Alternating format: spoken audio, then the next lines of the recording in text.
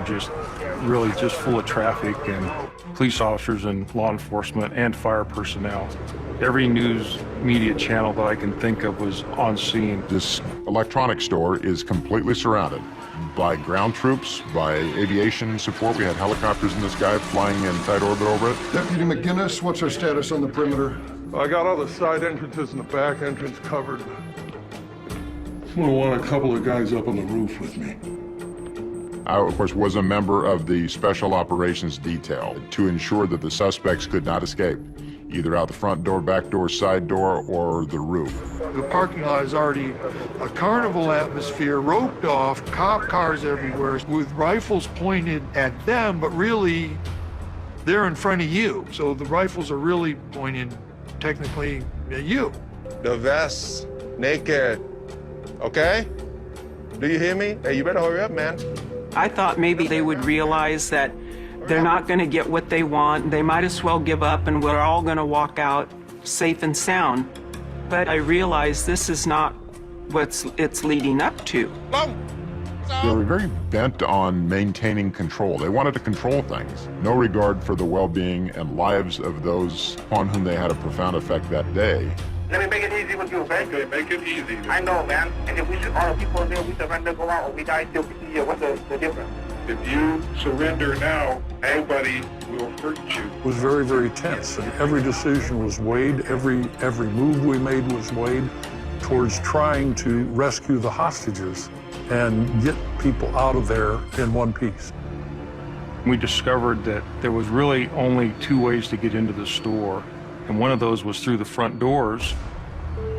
There was a second way in the back hallway that got into a storage room, and then eventually that would lead into the showroom where the hostages and the hostage takers were at. And this was the first actual hostage rescue in the history of the Sheriff's Department. So I thought about our training, and I thought, are we really ready to do this? You do nothing. Let me tell you something. Car? No. How are we gonna get to Thailand in the car? A 40-person helicopter. Bring it now. I was almost 5 months pregnant at the time. I'm cramping and I'm sweating and I'm shaking and I mean, something's wrong. I'm in too much pain. My cousin was saying, "Stop it. You're starting to panic. Everything's gonna be all right." So when it was time to go to the bathroom, he had his gun and he says, "Do you want to use the restroom?" I said, "Yes." I put my head down. He escorts me with his gun to my back and he takes me to the back of the store.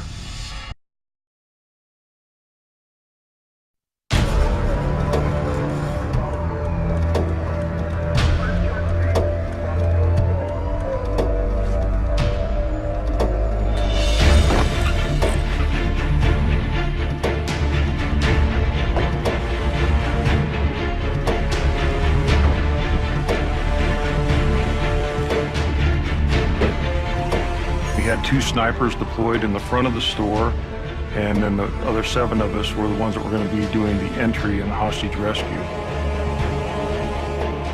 7 of us against 4 armed gunmen with 41 hostages inside a large showroom store with lots of hiding places. So the odds for a successful mission where everybody survives that is pretty slim. I go into the restroom, and at this time, I'm 5 months pregnant. I was holding all of my pain, so I had to sit there, and I was trying my hardest because there's a 12 gauge to my head, and he's just watching me, and I was thinking, you know, what can I really do? My pants are off, I'm on the toilet, and I'm trying to cover up all my blood because I didn't want him to see it. He's looking at me, and I'm looking at him, and I've got this gun on my head, and I'm thinking, oh, you know, I got to play this off. I got to figure something out. You know, if he starts asking me these questions, I'm going to go with constipation. And if he asks me, like, what's going on, I'm going to go with the cycle. And he's going, "Are you okay?" And I said, "Yes, I'm okay. I'm feeling a little bit better."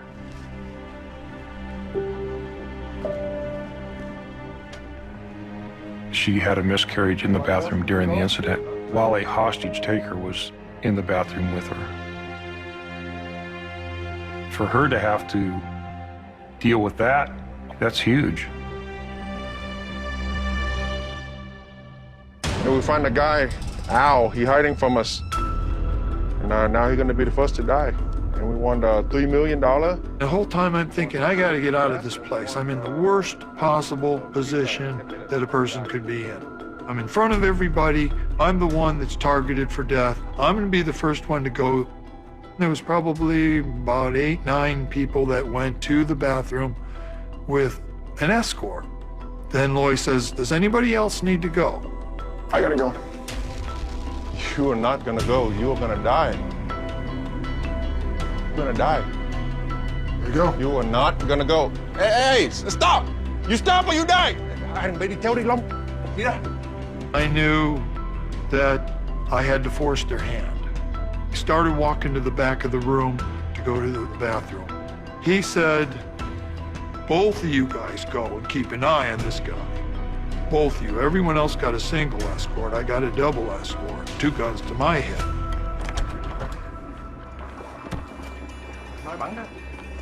I went to the bathroom, and then instead of going back up to the front, they took me to the break room.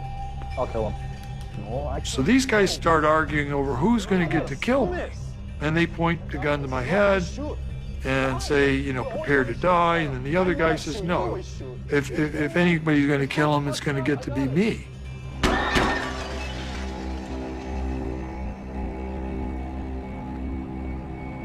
Long. What's up? There's a snack machine back there, and there's a soda machine. One guy gets so mad, he was like, boom, and the glass shatters.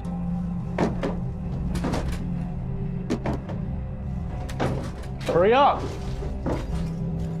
They grabbed the box that I used to unload my personal belongings on my first official day to stock it up with the sodas and the snacks, and they found another box there. So they loaded one with snacks, they loaded one with drinks. While I was back there and these guys were arguing about everything, I had taken off my tie and I folded it up and I put it in my right pocket.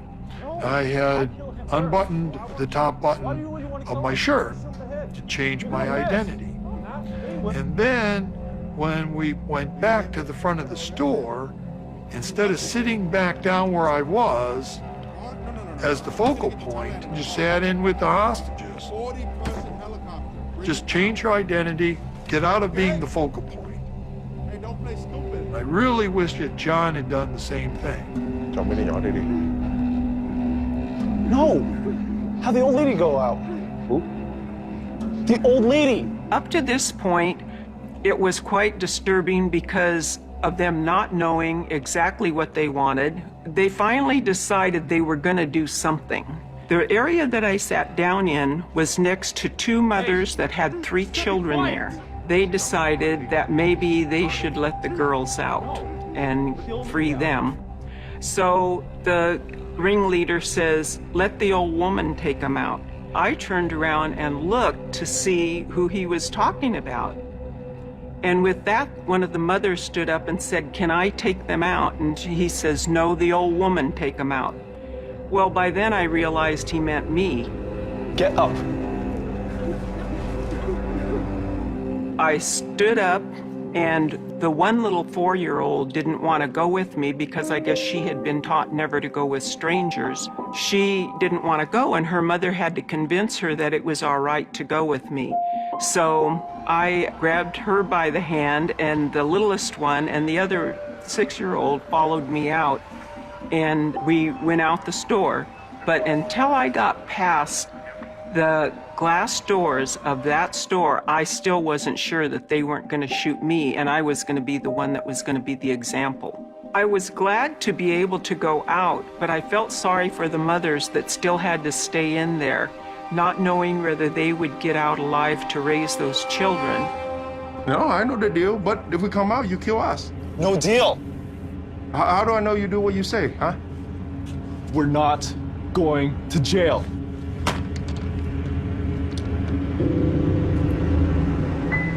There was a definite split between the gunmen. The oldest, Loy, seemed willing from the very beginning to kind of try to negotiate something, but the younger ones not so much. One particular by the name of Long just was insistent. Everything that he wanted met to the